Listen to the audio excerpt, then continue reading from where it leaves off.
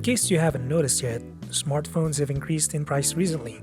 Remember, last year you were able to get an affordable phone with the right amount of upgrades with specs and features that feel bang for the buck.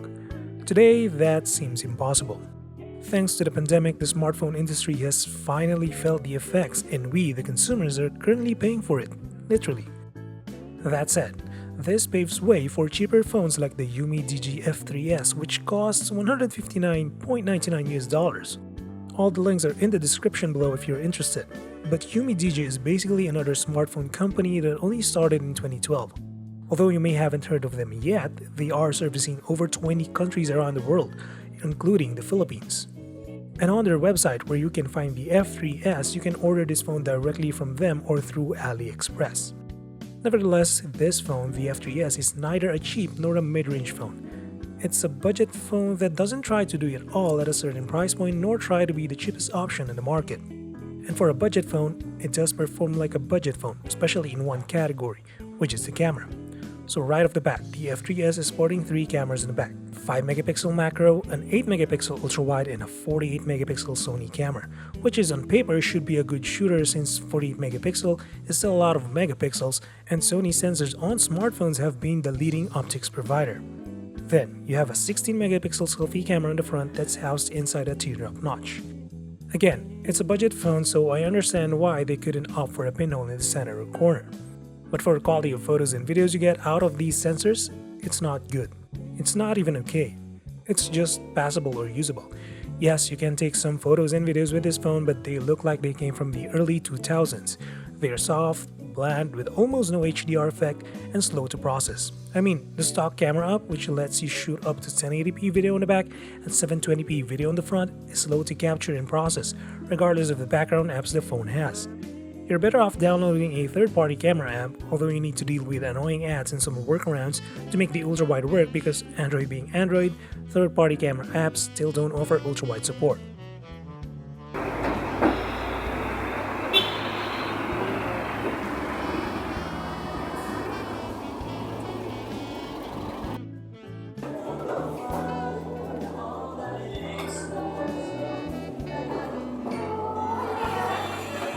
The other slow thing I wanted to point out is the charger. The F3s only support 10 watts for the massive 5150 mAh battery. You basically have to wait nearly 3 hours to go from empty to full. Fortunately, the battery life itself has been really solid on this one. I easily average 7 hours of screen time in a single day, and on the days where I mostly use the phone passively like listening to music or podcast, I can still get around 4 hours of screen time in 2 days worth of use. I do have to mention that the speaker is one of the disappointing things about the F3s. Not only is it a single firing and easily gets covered in landscape mode, but its output isn't that loud. What's even worse is that the last volume tick is 90% of the time the only audible volume level in most of my use cases. As soon as you drop from that last tick, the speaker gets really weak. Basically, what I'm trying to say is that the volume slider is imbalanced on this phone. Fortunately, that's where the not so good things end for this phone. Now let's go to the good things about this phone. The first is the design. The F3s is an all-plastic phone but uses a curved composite finish that doesn't seem to attract any smudge at all. The matte silver finish here really feels clean and smooth in the hand, and can also get this in black, gold, and 2 more shades of blue. But let's address the elephant in the room. That tagline on the back is not for me. Maybe some of you prefer more branding on the back, but I wish they just stuck with Umidigi. I also like the way the camera hump looks. It's clean and they didn't try to fool the consumers with more sensors. All 3 serve their purpose, albeit in a passable way. The fingerprint scanner is embedded in the power button together with a volume rocker, and it's fast and accurate. The other side houses a hybrid 4G SIM tray, opening a slot for a micro SD storage expansion or a second SIM, but the extra button here is dubbed as a Smart Key by Umidigi. So in the settings, under the Smart Key, you can set 3 shortcuts to do a certain action or open an application. And I actually like this implementation since there are certain actions I want to be done as soon as it crosses my mind. The only annoying thing here is that the button is so easy to press whenever I pick up the phone, so I had to disable the single click function to prevent accidental presses.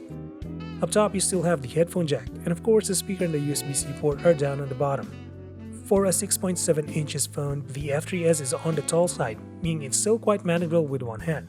The screen is locked at 60Hz, which is still fine for a budget phone, and although the colors and sharpness are about as budget as they can get, I'm quite surprised to see the option to play up to 4K resolution videos on YouTube with the F3s. I mean, sure, this is a 720p display, but it still helps in displaying sharper video quality, at least for someone who's used to testing out devices of different tiers. And at the very least, the display has sufficient light to withstand bright indoor environments.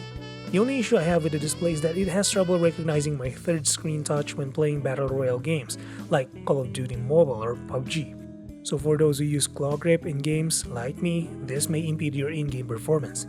Since we're on the topic of performance, the F3s is sporting Unisoc T610 chip with Mali G52 GPU, so it's an octa-core system on a chip with 2 performance cores and 6 efficiency cores. In Geekbench 5, it's ever so slightly faster than the Snapdragon 660, a chip released back in 2017. That's basically 5 years ago. But to Umidigi's credit, they paired the F3s with stock Android, so thanks to that, the general performance of the F3s is stable at best. I've not encountered a single lag nor stutter in the UI, and though the animations look slow for someone who's used to higher refresh rates, it's not really a deal breaker for users who don't mind the standard 60Hz. You can also play some of the tenured games out there like Mobile Legends and the newer ones like Diablo Immortal, but you have to set your expectations right with newer games. Oh, and buried in the settings is notification history, so you can check your most recent dismissed notifications as well as the last 24 hours per app, a really handy feature if you're a notification freak like me. And also there's NFC on this phone. Neat. So that's the F3s. Again, this is a budget phone, so some features are expected to disappoint some of you out there. Would I recommend this phone to people who have access to other brands like Realme and Xiaomi? Probably not. But for those who have limited access to phones where Umidigi can deliver their products quite literally, the F3s is as solid as a basic smartphone to surf the internet and communicate with your friends without dealing with the complications and ad-plagued Android operating system. In other words, if you're looking for a phone for a kid or adult who's not particular with their devices, the F3s is an option out there. That's it, drop a sub or like if you feel like supporting the channel, and as always, until the next one, stay safe.